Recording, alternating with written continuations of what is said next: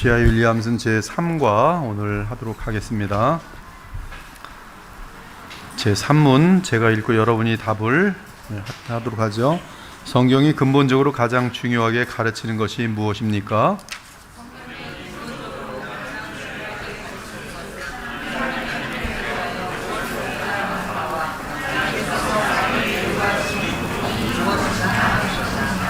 네, 지금 그 교리라는 것은 성경이 가르치는 것에 대한 어떤 요약, 중요한 것들을 나열하는 것인데요.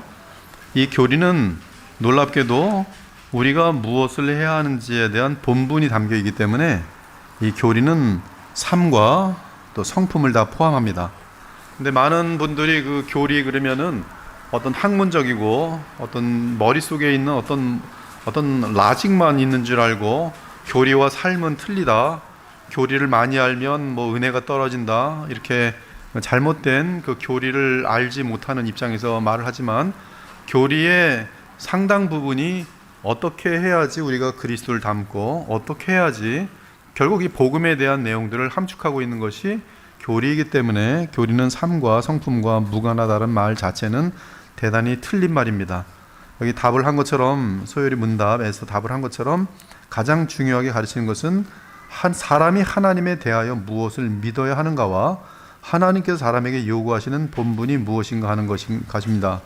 하나님께서 사람에게 요구하시는 본분이 보면 그리스도 안에서 우리가 택함을 받은 다음에 하나님께서 우리에게 가장 소중히 여기시는 본분은 사실 하나님의 나라와 그리스도를 닮아가는 그러한 내용인 것을 우리가 금방 알 수 있어요.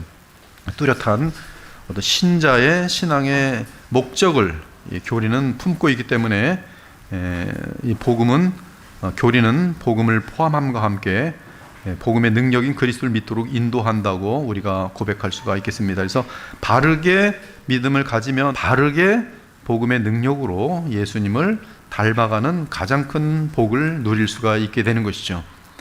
자, 1번 여러분이 읽습니다. 시작.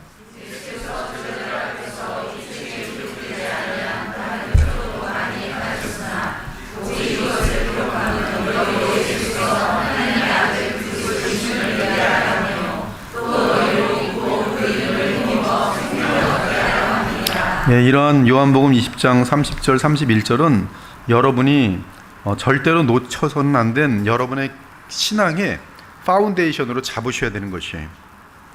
여기 이 책이라고 되어 있는데 제가 저번에 말씀드린 것처럼 그 헬라어로 보면 비블리오라고 되어 있어요. 즉 바이블입니다.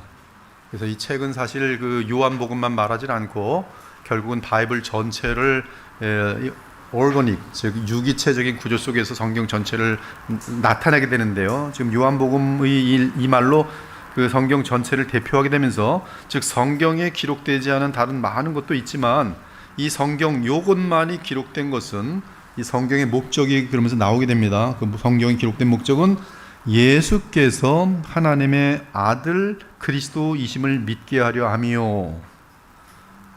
여기 지금 예수님이 누구신가에 대한 이 정의가 성경 전체죠. 성삼위 하나님께서 우리에게 성경을 주신 최고의 목적이죠. 예수님은 하나님의 아들. 하나님의 아들은 여러 가지 의미가 있습니다. 하나님의 아들은 요한복음 1장에 독생하신 하나님이 그 기원이세요. 즉 하나님이 기원이시고 그러면서도 사람으로 오신 그분, 즉 하나님이자 인자이신 그분이 하나님의 아들이에요. 그리고 하나님의 아들은 사실 그분이 이 사역을 시작하실 때도 하늘로부터 내 아들이라는 그러한 호칭을 받음과 더불어서 또한 그가 이 십자가의 속량을 마치시고 부활 승천하셔서 하나님 나라의 왕이 되셨을 때도 시편 2편에 보면 그가 하나님의 아들이 되었으니라는 그 과거에는 아니었지만 아들이 되어짐에 대한 그런 표현을 쓰면서 이 하나님의 아들이 둘째 아담으로서 하나님의 백성의 대표로서 하나님의 나라를 완성하고 그 나라를 우리에게 기업으로 주시는 그러한 분으로 되어 있습니다. 하나님의 아들, 그분 그 하나님의 아들의 가장 중요한 대표적인 성격은 로마서 1장 4절에 의하면 그는 곧 부활하심으로 하나님의 아들로 확인되십니다. 그래서 이 부활, 예수님의 부활은 첫 번째 있었던 부활 사건은 그가 바로 정확하게 하나님이 사람이 되신 그리스도라는 사실, 하나님의 아들이라는 사실, The Son of God이라는 사실이 확인되고 확증되는 내용입니다. 하나님의 나라 또 그리고 성령을 보내심 이런 것들이 지금 하나님의 아들이라는 내용이 다 들어있고요. 그리스도는 직책입니다. 직무. 그 직책은 디모데전서 2장 5절에 의하면 하나님과 사람 사이의 중보자도 한 분이시니 곧 사람이신 그리스도라. 그래서 사람을 위한 그분의 직책인데 그 직책은 왕, 누구의 뒤를 이은 왕이에요? 다윗의 위를 이은 그 왕. 그 다음에 뭘까요? 제사장, 누구의 뒤를 이은 제사장이에요? 멜기세덱의 뒤를 이은 그 대제사장. 그 다음 뭐예요? 그리스도 선지자예요. 누구의 뒤를 이은 선지자예요? 모세의 뒤를 이은 그 선지자예요. 근데 과거에는 이제 다 죽는 사람들이었어요. 구약에서는. 그러나 예수께서는 부활하여 죽지 아니하심으로 영원히 살아계신 사람으로서 이 세 가지 직분을 영원히 감당하시고 그분은 동시에 하나님의 아들이시기 때문에 그 효력은 무한합니다. 그래서 그분이 대제사장으로서 우리의 죄를 씻어주시고 우리로 하여금 죄를 짓지 않도록 어떠한 그런 생명력을 주시고 또 하나님 나라 천국의 기쁨과 보호하심과 그 말로 다 할 수 없는 평강과 기쁨과 풍성함과 모든 공급을 주시는 것은 왕으로서 우리를 보호해 주시고 함께 하심이고 우리 유한한 존재가 죄 많은 존재가 하나님의 거룩하시고 영원하신 뜻을 알 수 있도록 우리에게 성령으로 조명하여 주시는 분은 바로 우리 주 그리스도 바로 영원한 히브리서 1장에 보면 이제는 선자나 어떠한 꿈이나 환상으로 말씀하지 아니하시고 마지막에 아들로 말씀하신 그분 즉 우리의 영원하신 마지막 선자로서 우리에게 성령을 통해서 하나님의 뜻을 알려주시는 그분이에요. 성경을 통해서. 그래서 이 하나님의 아들 그리스도이심을 믿게 하려 하는 것 이것이 성경의 목적이에요. 여러분 이 여기까지 왔으면 성경의 목적이 다 이루어진 것이 성경의 목적이 이루어지면 여러분들에게는 그리스도를 닮아갈 수밖에 없도록 되어 있고 여러분을 통해서 하나님의 나라가 확장될 수밖에 없도록 되어 있어요. 근데 그러한 역사가 나타나지 않는 것은 성경이 뜻한 바, 성경을 주신 바 목적대로 가지 않았기 때문에 그래요. 그래서 예수님을 닮아가지도 않고 교회 다닌 지 20년, 30년 되는데도 전혀 죄 문제가 해결되지 않고 그 문제는 둘 중에 하나예요. 복음 선포자가 아닌 경우거나 복음을 선포하는데 귀가 막혔다거나 그러나 복음 선포자와 좋은 땅이 만나면 옥토밭이 만나면 반드시 100배, 60배, 30배 결실이 맺어지도록 되어 있어요.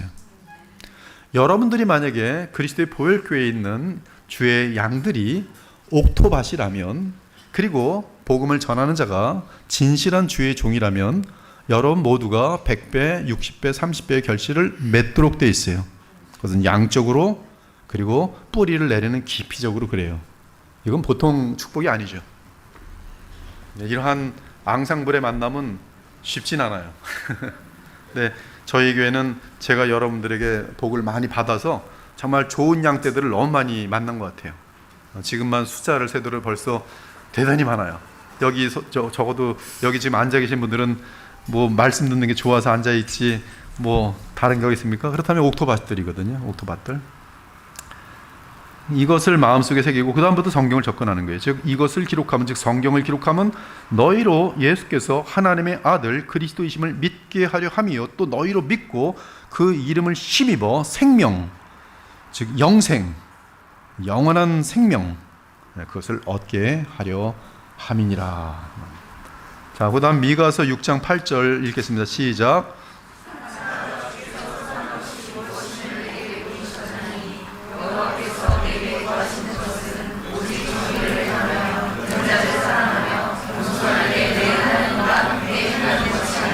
하나님과 동행하게 하는 것 그러면서 참으로 그 정의 이게 공의 정의가 있는데 보통 공의는 righteousness고 정의는 justice인데요.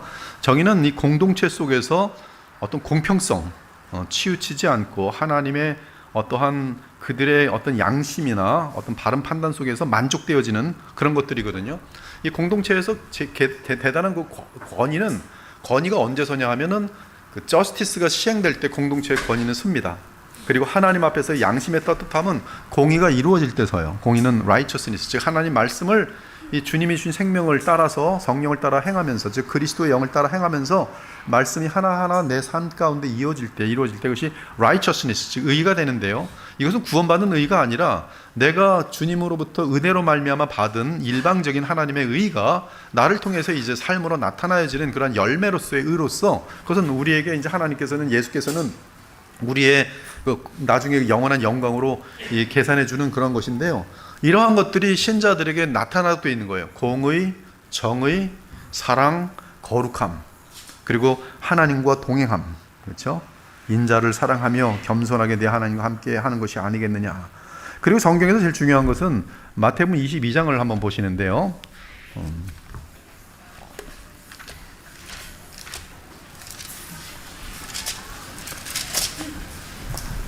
이 복음을 제대로 파악하지 못한 교회나 허접한 신학들의 문제는 복음과 율법의 관계를 제대로 정식적으로 균형 있게 잡지 못하는 데 있어요. 이 성경은 간략하게 요약드릴게요. 성경은 율법이라는 것이 있어요. 즉 십계명을 중심으로 한 도덕법이에요. 절대적인 법입니다. 하나님의 기준입니다. 그 율법을 인간들은 아담 안에서 부패함으로 말미암아 그 누구도 지키지 못합니다. 그러므로 이 율법으로는 구원받을 사람이 하나도 없어요. 또 다른 의가 있으니 율법을 완전하게 영원히 지킬 수만 있다면 그는 구원받습니다. 그러나 인간은 부패함으로 이것을 이룰 수 있는 길이 이제 없는 거예요. 근데 하나님께서는 이 영원히 멸망할 그 인간들을 내버 그냥 영원한 형벌로 두지 않으시고 또 다른 의의 길을 여셨으니 곧 그리스도를 믿는 믿음 안에서의 의예요. 즉 하나님의 아들 그리스도께서 이루신 그 의를, 그가 우리가 지은 죄값을 치르게 하시고 십자가에서 그래서 죄사함을 받게 하시고요. 그 다음에 그가 이루신 의를 그와 결혼함으로 말미암아 그의 것이 내 것이 되게 하는 칭의, 즉 의롭다 칭함을 받음으로 말미암아 칭함받은 자들은 하나님의 약속에 의해서 영생을 주도록 되어 있습니다. 그래서 영생을 얻게 되는 것이, 그래서 누구든지 그리스도를 믿으면 영생을 얻는 것이 칭의 되면서 영생을 얻는 것인데요. 칭의 되어진 다음에 이들이 영생을 얻은 다음에서 하나님께 감사하면서 너무나 하나님이 즐겁고 고마워서 그에게 하나님을 기쁘시게 하고 싶은 마음이 우러르는데 그 우러르는 마음이 행동으로 나타나게 돼 있어요. 또 하나님께 우리가 감사하는 마음이 행동으로 나타나는데 그 행동이 무엇으로 나타나는가 하면 계명을 지키는 것으로 나타나는 거예요. 계명을 마음으로부터 10가지 계명, 하나님을 영화롭게 하는 것, 그리고 이웃 사랑하는 것. 근데 그 율법의 강령이 이루어지는데요. 22장 보면은 37절부터 38절 보면은 여러분이 한번 37절부터 보도록 할게요. 37절부터 38절 함께 읽겠습니다. 39절까지 40절까지네요. 시작.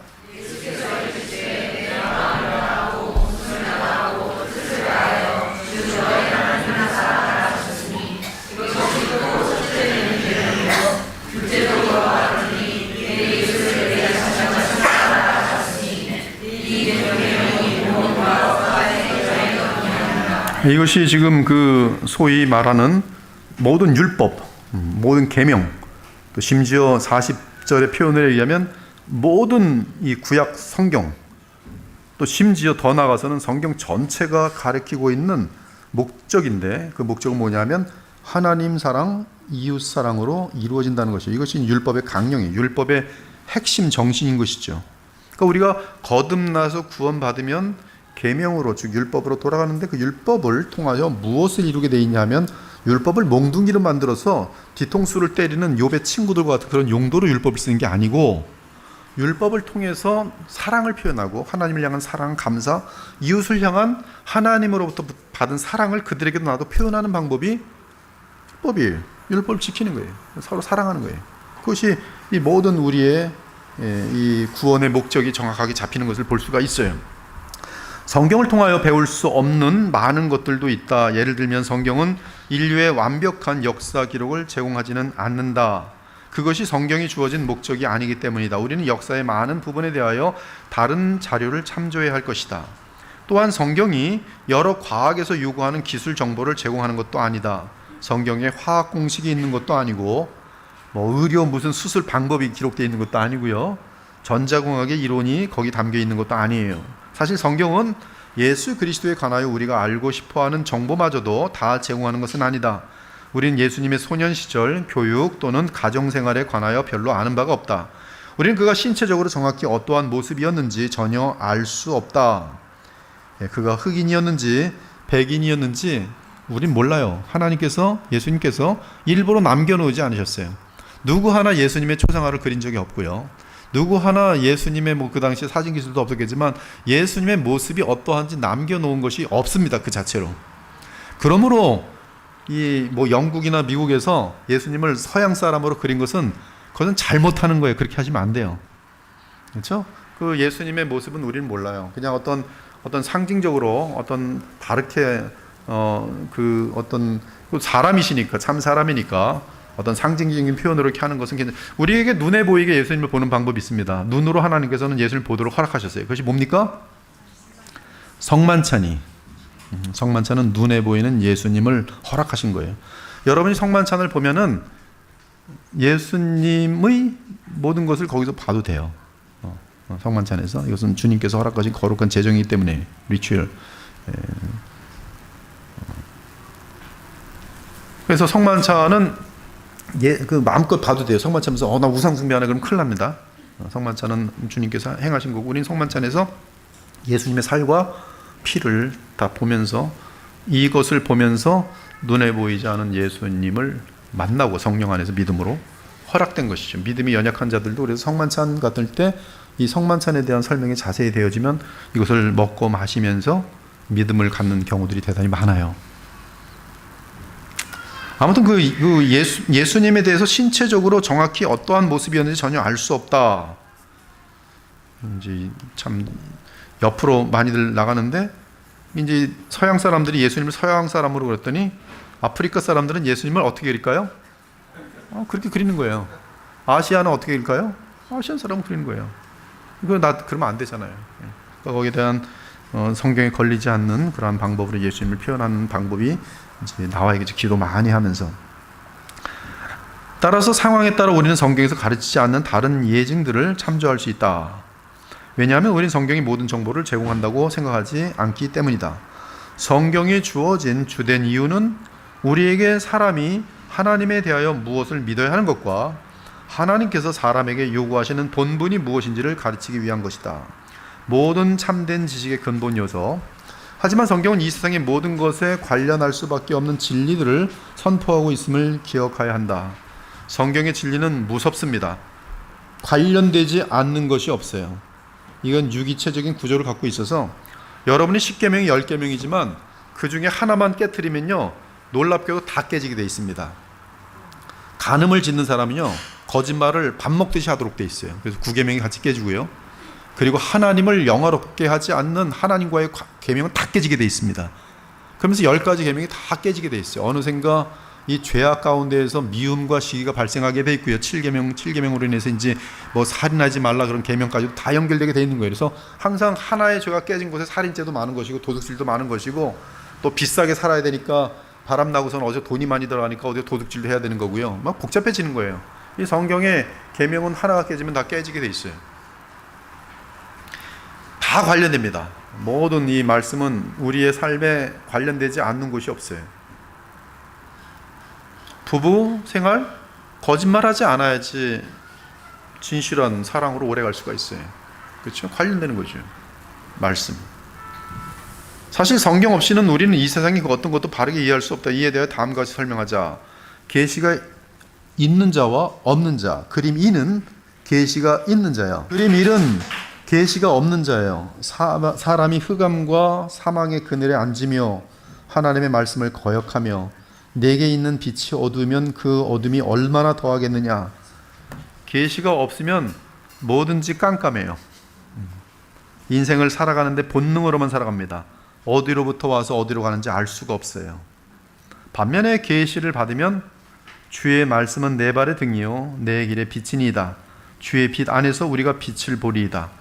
내가 어디로부터 와서 어디로 가는지를 알고 있고 내가 어떻게 할 때 어떻게 성장하는지를 알 수 있고 사람들을 대할 때도 어떻게 관계를 맺어야 되는지를 알 수 있어요. 그림 1은 하나님을 고려치 않고 세상과 자신을 이해하려고 추구하는 사람이다.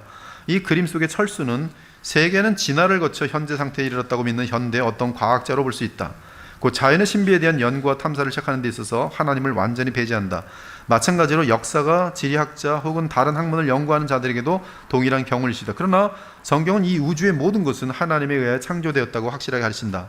따라서 이 우주의 모든 것은 다 하나님과 관련되어 있으며 이 관련성이 모든 존재의 가장 중요한 진리의 핵심적 요소이다. 그러므로 이 관련성에 대한 깨달음이 없을 때는 그가 아무리 위대한 과학자라 할지라도 사실 그 사물의 진리를 전혀 이해하지 못한 것이 된다. 다른 말로 하면 사람이 참된 하나님을 인식함이 없이 사고하는 순간부터 그는 어둠 속에 있는 것이다. 그는 스스로 어둠 속에 거하는 한 그는 사실상 이 세상에 있는 빛을 보지 못하는 것이다. 그래서 하나님이 없다 하는 자들은 마귀보다 더 악하고 마귀보다 더 어리석은 자들이, 마귀는 하나님이 있는 걸 알거든요. 하나님이 있다는 걸 인정해요. 마귀도 믿고 떱니다. 근데 하나님이 없다는 인간들은 마귀의 죄보다 더 많이 들어간 것이, 그래서 하나님이 없다 하는 자들은 지독하게 어리석은 사람이고 지독하게 완고한 사람이고 정말 그냥 마귀보다 못한 사람이에요. 지식에 있어서나 영리함에 있어서나 모든 면에서. 근데 이 시대는 지금 하나님이 없다는 사람이 얼마나 많습니까? 여러분, 그런 사람들은 그냥 제끼세요. 친구고 뭐 할 필요 없어요. 하나님이 없다는 사람은 뭐하러 삽니까? 그 사람은 뭘 위해 살겠습니까? 하나님이 없는데. 자기 존재가 무엇이겠습니까? 왜 삶을 살겠습니까? 왜? 본능밖에 없어요. 본능은 뭐예요? 자기 세력 세우고 자기 쾌락이거든요. 그것밖에 없습니다.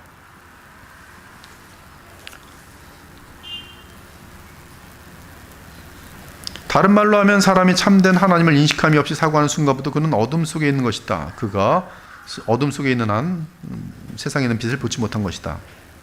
그림이는 빛을 본 자의 그림이다. 그 빛을 그에게 준 것은 성경이다.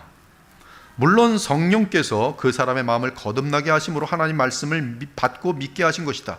여기서 두 가지를 주목해야 한다. 첫째, 성령님에 의해서 주어진 성경의 지식이 어떻게 사람으로 하여금 참되고 살아계신 하나님을 믿게 하는가 하는 것이다. 둘째, 어떻게 사람이 이 세상에서 자신의 위치를 이해할 수 있는가 하는 것이다.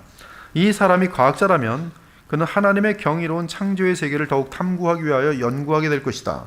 만일 그가 역사가라면 그는 하나님의 계획이 어떻게 역사 속에서 펼쳐지는지 이해하기 위하여 인류의 역사를 연구할 것이다.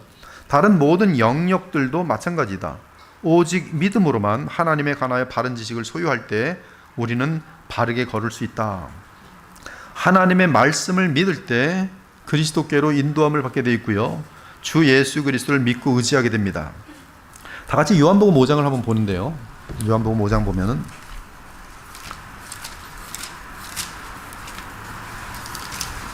요한복음 5장 보면은 25절부터 볼게요. 25절부터 요한복음 5장 25절 제가 읽겠습니다. 진실로 진실로 너희에게 이르노니 죽은 자들이 하나님의 아들의 음성을 들을 때가 오나니 곧 이때라. 듣는 자는 살아나리라. 너무나 놀라운 말씀입니다. 하나님의 아들의 음성을 들으면 살아납니다. 26절 아버지께서 자기 속에 생명이 있음같이 아들에게도 생명을 주어 그 속에 있게 하셨고 또 인자됨으로 말미암아 심판하는 권한을 주셨느니라. 이를 놀랍게 여기지 말라. 무덤 속에 있는 자가 다 그의 음성을 들을 때가 오나니 선한 일을 행한 자는 생명의 부활로 악한 일을 행한 자는 심판의 부활로 나오리라. 34절로 봅니다. 그러나 나는 33절 봅니다. 너희가 요한에게 사람을 보내내매 요한이 진리에 대하여 증언하였느니라. 세례 요한을 말합니다. 너희가 요한에게 사람을 보내매 세례 요한이 진리에 대하여 증언하였느니라. 그러나 나는 사람에게서 증언을 취하지 아니하노라. 다만 이 말을 하는 것은 너희로 구원을 받게 하려 함이니라.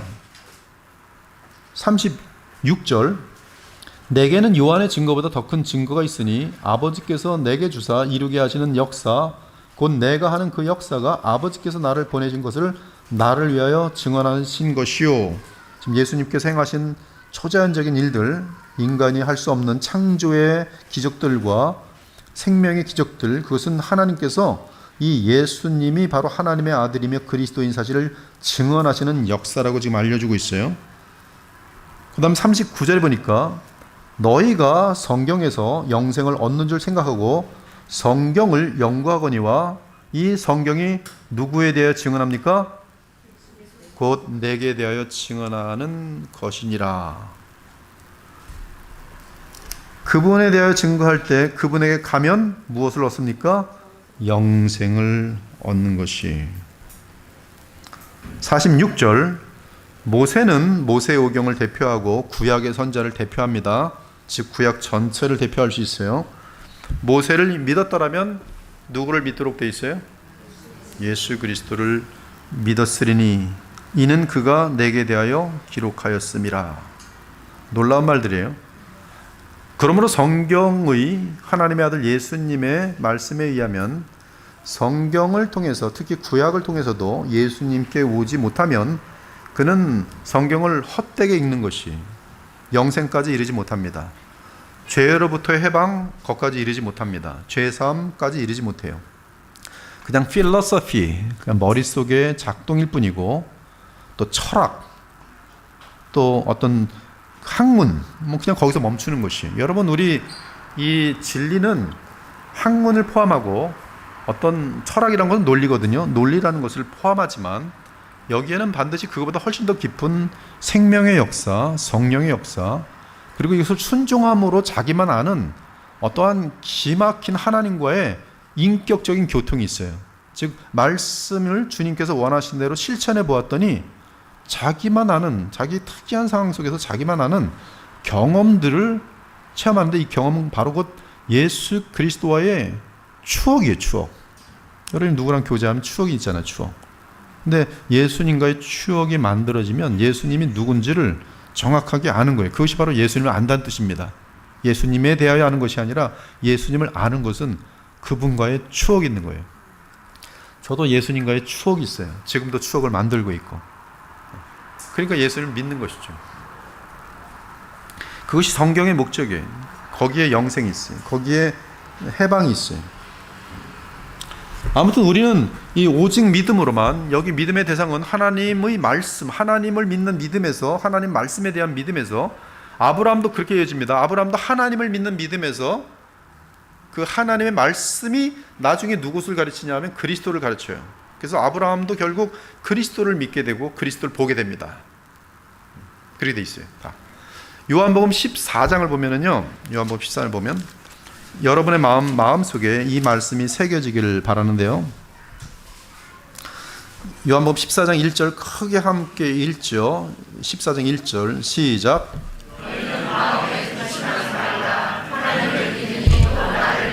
후반이에요. 하나님을 믿으니 뭐라 그랬어요? 또 나를 믿으라. 나를 본 자는 곧 하나님을 본 자다. 지금 여러분이 하나님을 믿으면 예수 그리스도를 믿어야 돼요. 하나님을 믿으니 또 나를 믿으라. 하나님도 믿고 그가 보내신 그리스도도 믿어야 돼요. 그리스도는 위격적으로 볼 때는, 위격적 연합으로 독생하신 하나님이 사람으로 오신 분 그리스도예요. 그러나 인간 측에서 볼 때에 이 위격적인 하나님이시며 사람이신 그분은 인간 측에서 볼 때는 사람이신 그리스도예요. 사람이신 그리스도예요. 사람이신 그리스도 안에서 한 분 하나님께 나아가, 성삼위 하나님이신 여호와 한 분 하나님께 나아가 예배드리도록 되어 있어요. 그 성삼위 하나님은 놀랍게도 위격이신 그리스도 안에서 사람을 통하여 당신 자신이 또한 예배를 받으세요. 그래서 예수께서는 우리와 함께 사람으로서 예배하시는 분인데, 놀랍게도 당신 자신은 하나님으로서 또 예배를 받으시는 분이에요. 근데 여기와 이제 예수 그리스도와 우리를 연결시키는 분이 누구냐 하면 바로 부활하신 그리스도께서 보내시는 성령이세요. 그 성령은 우리에게 임재되셔서 내 안에 그리스도로서 와 계십니다. 즉 그리스도의 영이, 성령은 그리스도께서 부활 승천하신 이후에 성령은 곧 우리 입장에서는 그리스도의 영이세요. 예수께서 아버지께로부터 성령을 받아 우리에게 보내시는데, 성령께서는 이 사건이 있기 전까지는, 즉 예수께서 십자가의 성량을 이루시기 전까지는, 죽기까지 복종하기 전까지는, 하나님께서 이루신 맡기신 그 사명을 이루시기 전까지는 성령께서는 아직 시공간에 있는 인간의 마음속에 내재하실 수 있는 권한이 없으십니다. 그래서 내려오셨다가 올라가셨다, 내려오셨다가 올라가셨다. 그래서 다윗 같은 경우도 성령을 내게 돌아오게 하소서라고 기도하게 되는데요. 그러나 이제 예수께서 사도행전 2장 사건과 더불어서 성령을 보내신 그 이후부터는 누구든지 믿는 자마다 예수께서 그의 마음속에 내재하시게 되는데요. 그 예수께서 내재하신다는 그 뜻은 그리스도의 영으로 그리스도께서 내재하신다는 뜻이고요. 그리스도의 영은 곧 예수께서 하나님으로부터 성령을 받아 우리에게 보내시는 성령이세요. 로마서 8장을 보면 하나님의 영, 곧 그리스도의 영, 그분이 계시니 곧 그리스도가 우리 안에 계세요. 이것은 비밀이라고 되어 있어요. 성경 속에. 비밀은 너희 안에 계신 그리스도니. 이 간단한 말 속에 그 복음이 다 담겨 있습니다. 이 복음 속에 가장 중요한 내용이 뭐냐면 예수님의 십자가 속량과 그리고 부활 승천하신 그리스도께서 보내시는 사도행전 2장 사건에 아버지로부터 성령을 받아 그리스도화 되어서 그리스도의 영이 되어서 우리에게 임재하시는 그리스도 그분 자신이세요. 그러면 성령이 여러분에 계시다는 것은 그리스도의 영이 여러분에 계신다는 것이고, 그리스도의 영이 여러분의 안에 있다는 것은 뭐예요? 곧 그리스도께서 여러분 안에 정말로 계시는 거예요. 예, 그리스도가 내 안에 계세요. 그 그리스도를 믿어야 돼요. 이 그리스도와 인격적인 인식과 의식을 가지며 교통하셔야 돼요. 영생은 곧 아버지와 그가 보내신 아들 그리스도를 믿는 것이, 아는 것이, 하나님의 아들을 아는 것이. 그때 우리에게는 내게서 나오는 것이 아닌 믿음으로 말미암아 그분과 연합한 가운데서 오는 생명의 성령의 법이 내 안에 있는 죄와 사망의 법을 넉넉히 이기시면서 우리를 죄로부터 해방케 하시는 것이, 그 해방이 바로 여러분이 죄의 세력을 넉넉히 이기는 자리에 서게 되면서 여러분의 인생을 망쳐왔던 죄성으로부터의 해방이 보통 복이 아니죠. 이 자리에서 해방을 누린다면 얼마나 즐거운지 몰라요. 얼마나 감사한지 몰라요. 믿음과 의무, 우리는 요리 문답의 문항이 나머지 요리 문답의 기본적인 윤곽이 된다는 것을 알 수 있다. 4문부터 38문까지는 하나님에 관하여 우리가 무엇을 믿어야 하는지에 대한 성경적인 요약이고, 39문부터 107문까지는 하나님께서 사람에게 요구하시는 의무에 관한 요약이다. 그래서 이제 39문부터 보면 뭘 다루고 있냐면 율법, 십계명 다루고 있고요. 은혜의 방편. 은혜의 방편이 무엇입니까? 혹시 아시는 분 있습니까? 은혜의 방편? 말씀과 기도예요. 그리고 이 말씀과 기도가 항상 우리에게 공개적으로, 공식적으로 체험되어지는 것이 무엇입니까? 바로 예배 가운데 선포되는 복음에 대한 강해. 복음에 대한 강해는 이 개혁주의, 리폼드에 의하면 곧 하나님의 말씀이, 거기에 조금이라도 실수가 있을 수 있어요.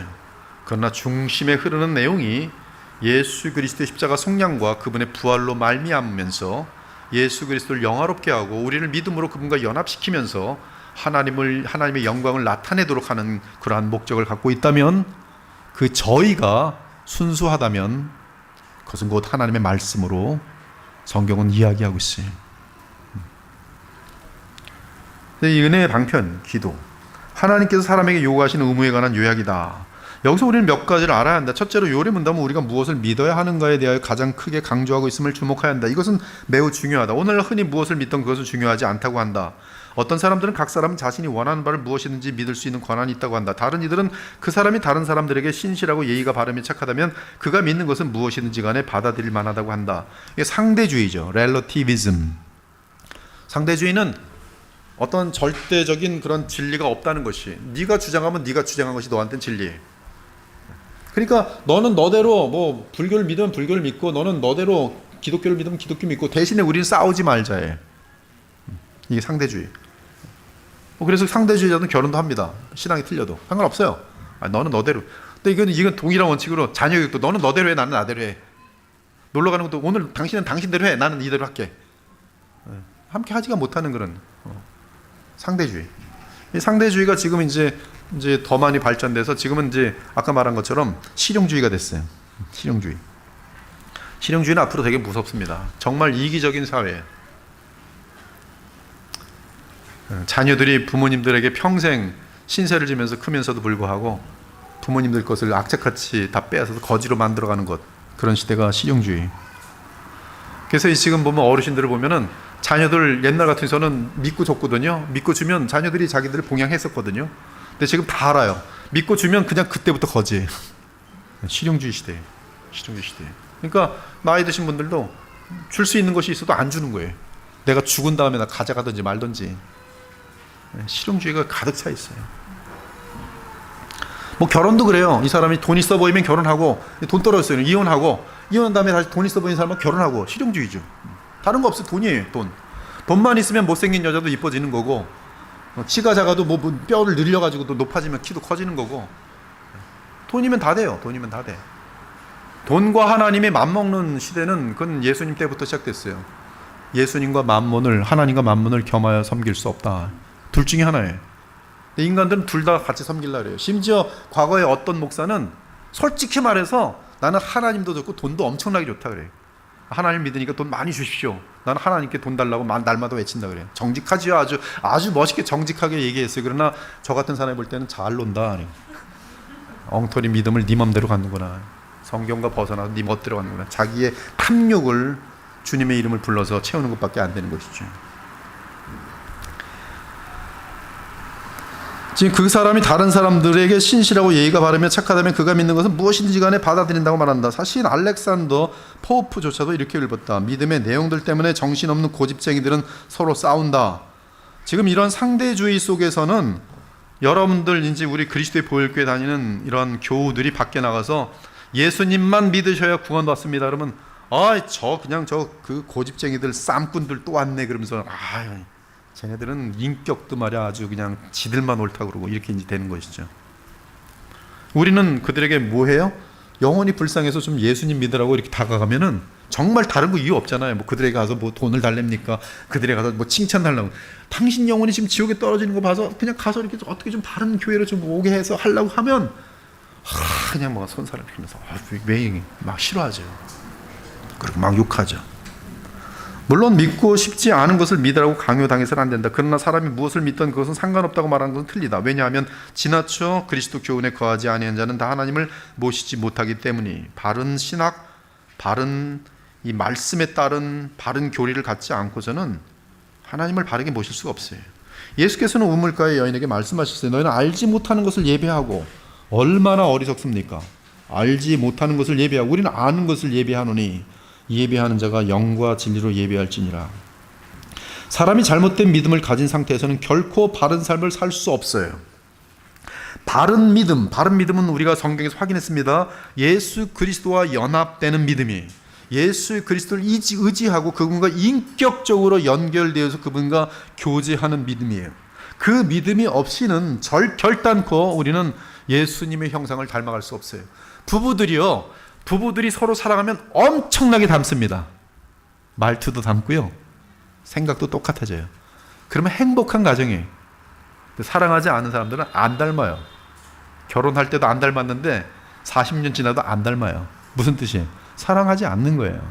여러분이 예수님을 인격적으로 교통하며 그분을 사랑하고 존경하면 예수님을 반드시 닮도록 되어 있어요. 그것이 믿음이에요. 그것이 믿음이에요. 믿음에는 두 종류예요. 스테이트먼트. 성경이 어떠한 진리라는 스테이트먼트로 말하는 것, 그것도 진리입니다. 그러나 이 모든 진리들이 인도하는 것은 인격자 예수 그리스도를 향하도록 되어 있어요. 그래서 예수께서는 말합니다. 내가 곧 길이요 진리요 생명이니. 예수님께로 다다르지 않은 그러한 스테이트먼트, 즉 진리 선언은 진리임에도 그 목적을 이루지 못하는 거예요. 오히려 거꾸로 예수님 안에서 있으면 절대 진리를 품게 되면서 다른 단편적인 모든 진리를 사용하여서 풍성하고 은혜롭게 살아갈 수가 있는 것이에요. 그러나 단편적인 진리를 아무리 많이 갖고 있어도 예수님께까지 오지 못하면 그건 굉장히 비참한 거예요. 근데 너무나 슬픈 것은 이 교리를 다 공부하는 리폼드인데도 불구하고 성령의 역사가 의지하지 않고 성령의 역사를 의지하지 않고 기도하지 않는 리포머드들은 놀랍게도 진리 스테이트먼트를 잘하는데도 불구하고 정말로 쌈딱이 돼요. 교만하고 표독하고 정죄하는 데 바쁘고 성품은 아름다워지지 않고 나만 오라 너 나랑 틀려 그날 성 딱 꺼버려요. 그리고 가서 댓글 씁니다. 나쁜 놈들 죽일 놈들 마귀의 자식들아. 리포머드들이 하는 종종 일들이에요. 그러나 예수 그리스도께 다가가면 고린도전서 13장의 사랑의 성품들이 빚어지면서 나랑 의견이 틀려도 기다려주고 그리고 이 성품과 사랑으로서 그들을 감동시켜서 변화시킬 수 있는 그러한 자리까지 나아가도록 돼 있어요. 그래서 웬만하면 체임을 당하지만 먼저 차는 일은 없어요. 여러분 절대로 먼저 차지 마세요. 웬만하면 체이는 거 비참하죠. 많이 차이다 보면 체이는 것도 익숙해져요. 그러면 여러분의 성품은 커집니다. 마음이 넓어져요. 체여도 기분이 나쁘지 않을 정도가 되면 마음이 넓어져요. 여러분 전도하는 사람들에게서 크는 성품 중에 하나가 뭔지 아십니까? 사람에게 많이 체입니다. 가서 주는데 이 사람 뭐 하는 거야? 뭐 발로 막 치고 뭐 화를 내요. 다 거절당하는 거예요 지금. 그렇죠? 이때 거절당할 때 자존심 한 사람은 내가 일 뭐 하래? 안 해! 그리고 전도 안 나갑니다. 그러나 이것이 익숙해지면 그 영혼이 불쌍해서 한 것이고 나를 인정해 주는 분이 누구예요? 예수님이. 그렇기 때문에 계속 할 수가 있어요. 이들은 점점 도량이 커져요. 비슷한 일을 당해요. 전도 일이 아닌 다른 데서 사업하는데 비슷한 일을 당합니다. 근데 전도회 때 배운 체험 당하면서도 상처받지 않는 비결을 배웠기 때문에 다른 데서 채워도 연애하다 채워도 상처 안 돼요. 너 내가 이 정도밖에 안 되는 거지. 괜찮아. 내게는 주님이 계셔. 기도할 때 주님 괜찮아요. 얼마든지 100번 더 채워도 됩니다. 디프레션 안 걸려요. 전도 많이 나가십시오.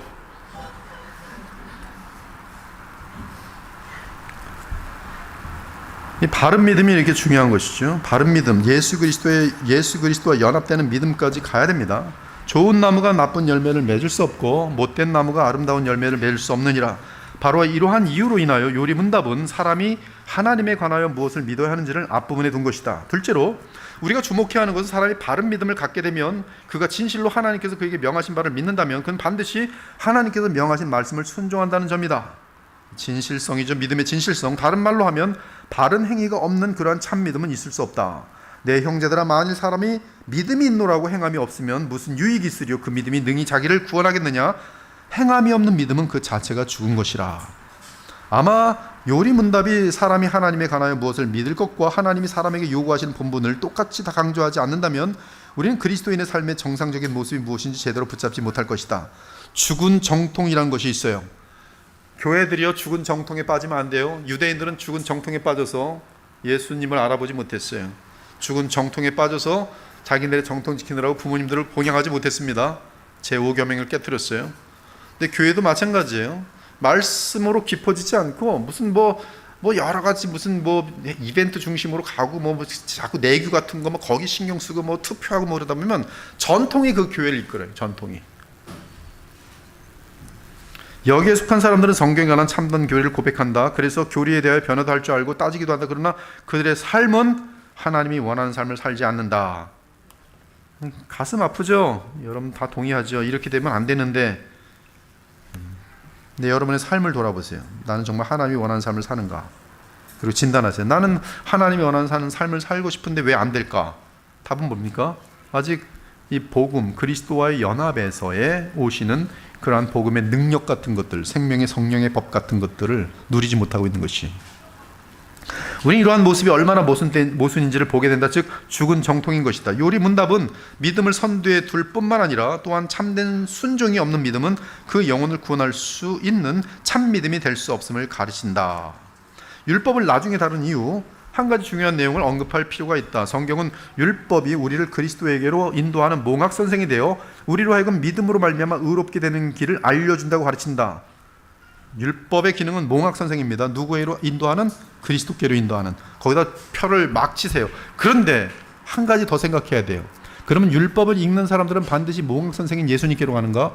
여기서 이렇게 질문할게요. 바리새인들, 그도 율법만 가지고 놀던 사람이 예수님께 갔습니까? 안 갔어요. 율법 얼마나 많이 하는데요. 변화되기 전에 다메섹 도상에서 예수를 만나기 전에 사울, 율법이라면 이 땅에서 밀리지 않았어요. 가장 깊은 율법의 지식이 있어요. 그러나 예수 그리스도를 알아봤어요? 못 알아봤어요? 못 알아보고 오히려 하나님을 대적하는 존재로 있었어요. 그렇다면 율법의 기능이, 율법의 정상적인 기능이 나타나려면 어떻게 돼야 될 것 같습니까? 성령의 역사가 있어야 되는 것이, 즉 여러분들이 율법을 읽으면서 그리스도께 인도함을 받았다면 그 율법 설교를 할 때, 즉 설교는 죄를 지적하거든요. 당신들의 죄로 인하여 영원한 멸망이 떨어진다는 것을 선포하거든요. 이 설교라는 것은 신비합니다. 설교는 일반적인 죄를 얘기하다가도 어떤 구체적인 죄에 대해서, 성경에 대해서 그 죄를 지적하게 돼요. 근데 이 죄에 걸리는 사람이 생겨요. 다른 죄를 지적했다라면 그날 양심이 평안했을 텐데 성령께서는 그 사람에게 연약한 이 죄를 하나를 딱 집어갖고 지옥으로 떨어뜨려 버려요. 성령의 역사죠. 그럼 그때 이제 이들은 눈물 흘리면서 뭐 손 들고 죽기고 가요. 회심의 역사죠. 회심의 역사예요. 그러니까 율법이라는 것이 선포되고, 그 다음 반드시 설교자는 율법으로 인해서 그들이 지옥에 떨어진다는 사실을 알려주고, 그리고 그들이 살도록 예수님을 가리키는 거예요. 이것이 성경이 성경대로 하는 설교자의 역할이에요. 그럼 그때 자기네들은 오라 나는 멸망하였도다. 그럼 어찌할꼬 할 때 이루오십시오. 여기 구원의 길이 있습니다. 구원의 길이 열려있네. 예수께로 달려가도록 되어 있는 거예요. 거기서 이 피난처 되시는 그분 안에서, 그 날개 아래서, 여호와의 날개 아래서 쉼을 얻게 되면서 그렇게 많은 죄가 있었어도 다 죄의 삶을 받고, 그렇게 많은 죄성이 있음에도 불구하고 다시 죄성을 이겨낼 수 있다는 그 은혜가 바로 이 여호와의 그늘 예수 그리스도 아래에 있다는 것을 알게 되면서 예수님께로 오게 돼서 예수님께 붙들게 되는 것이, 바로 이것이 설교의 기능에 의해서 움직여지게 되는 것인데요. 바로 이 율법, 그때 율법을 선포할 때 자동으로 됩니까? 아니에요. 설교자는 이 말씀이 증거될 때, 이 말씀은 율법과 복음을 다 포함한 것입니다. 말씀이 증거될 때 누구의 역사를 간절히 의탁합니까? 성령의 역사를 간절히 의탁해요. 그러니까 설교자는 기도 엄청나게 해야 됩니다. 정말 성령의 역사를 간절히 바라야 돼요. 왜? 이건 사람의 힘으로 안 돼요. 잘못 율법만 가르치면 누구만 만들어집니까? 바리새인들만 만들어져요. 율법 열심히 가르쳤더니 다 바리새인들 돼요. 다 바리새인들이고 율법 가지고 돼. 너 오늘 너 뭐 했어? 너 나쁜 놈. 넌 지옥에 떨어지려면. 넌 뭐가 틀렸어? 넌 여기서 틀렸어. 넌 나쁜 놈이야. 넌 나보다 실력이 떨어진 놈이야. 내가 너보다 더 많이 알지? 자기 교만, 자기 의 뭐 이런 것들로 막 달려가게 돼 있어요. 그래서 성령께서 율법을 조명하여 주시고 율법을 끼치면 그 율법이 영혼의 거울이 되면서 내 속에 이렇게 엄청난 컴컴한 이 뭐예요? 그 잿더미 검은 걸 뭐라 그래? 굴뚝에 보면 그 속에 뭐예요? 그게 이제 가득인 거죠. 먹이든 뭐든 하여튼 보니까 시커먼 거죠. 너무 시커먼 거예요. 이게 거울이 없었더라면 몰랐을 텐데, 거울로 딱 보니까 얼굴도 그렇고 이렇게 돌아오셨어?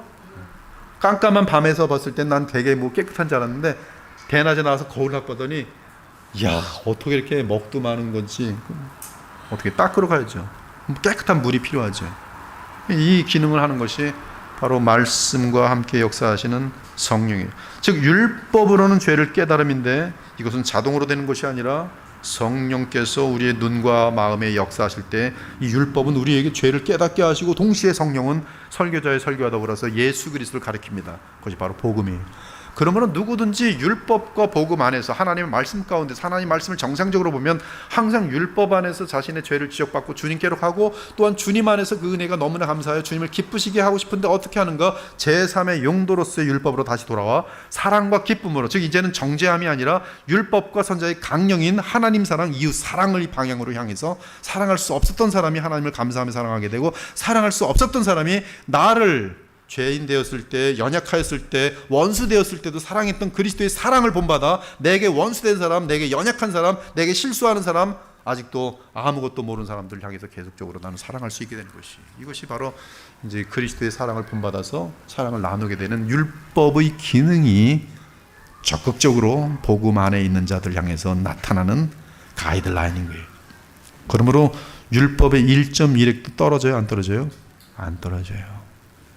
복음을 몰랐을 때는 율법은 둘 중에 하나죠.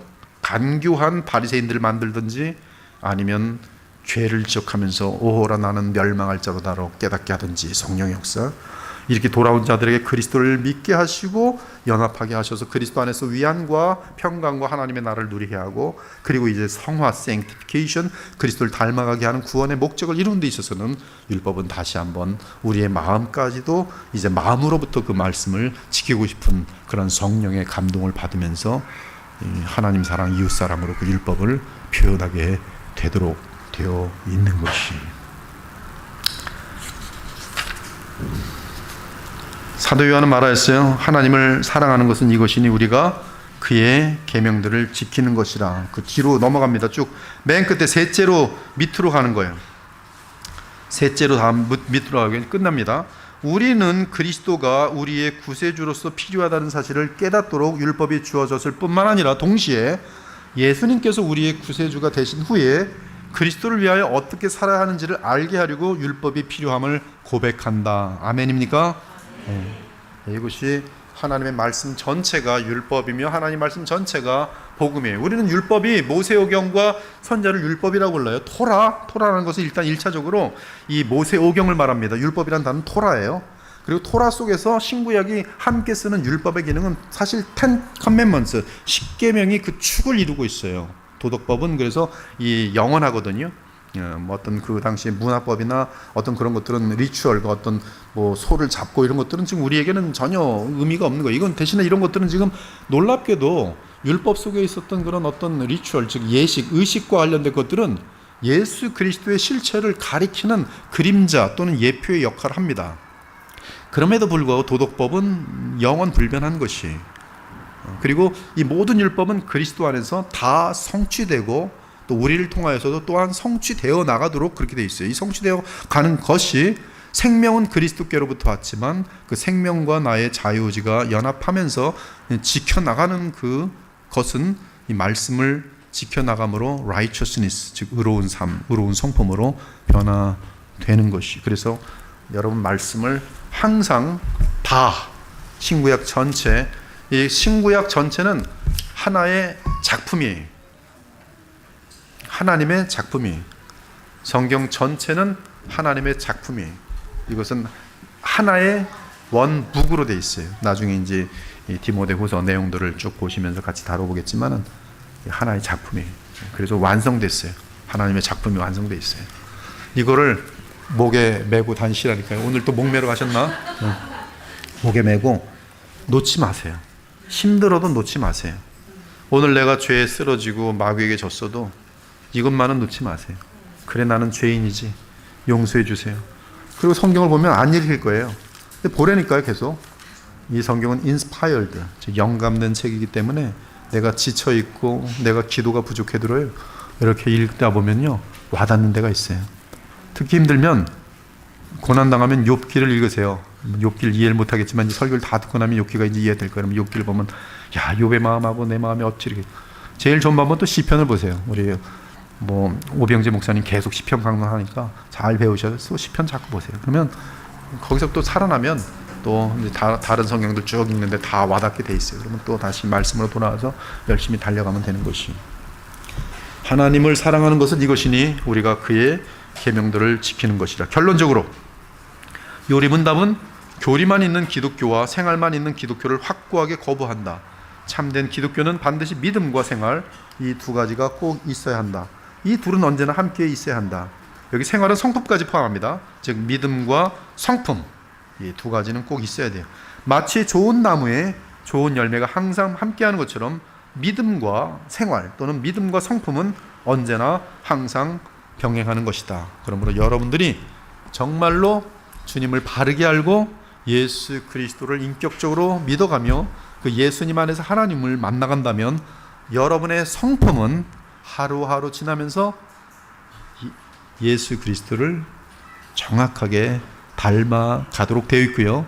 그것이 사람에게는 최고의 복이고 최고의 영광이고 영원토록 남는 가장 보람된 열매라는 것, 오늘도 잊지 마시고 계속 믿음으로 달려가시기를 바랍니다. 기도하고 마치겠어요. 하나님 감사합니다. 오늘도 지하의 윌리엄슨의 소요리 문답을 잘 배웠습니다.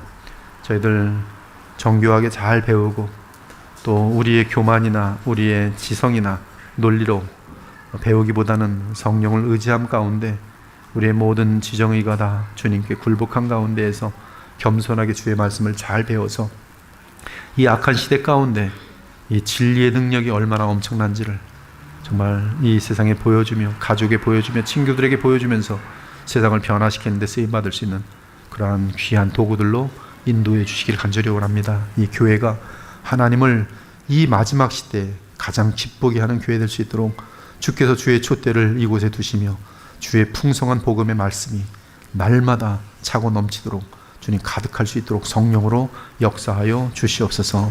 돌아가시는 발걸음에 주의 은혜가 한량없이 넘치길 바라오며 살아계신 우리 주 예수 그리스도 이름으로 간절히 기도합니다.